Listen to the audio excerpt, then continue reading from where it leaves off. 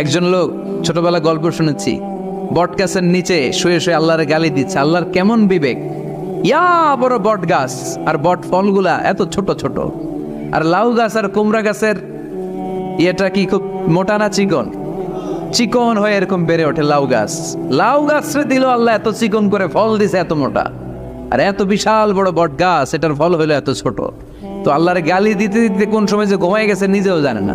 হঠাৎ করে নাকের মধ্যে ছটাম করে বট ফল পড়ছে একটা, লাভ দিয়ে উঠছে, নাক দিয়ে রক্ত বের হওয়া শুরু হয়েছে। রক্ত মুছতে মুছতে মনে মনে ভাবে, আসলেই তো আমি বড় একটা উল্লুক্কা পাঠা। আজকে এই বট গাছের মধ্যে যদি লাউয়ের মতো ফল দিত, কুমড়ার মতো ফল দিত, আমার নাকের উপরে ওই লাউ আর কুমড়া বললে আমি থাকতাম না, আমি বিদায় হয়ে যেতাম, অক্কা পেয়ে যেতাম, ঠিক কিনা?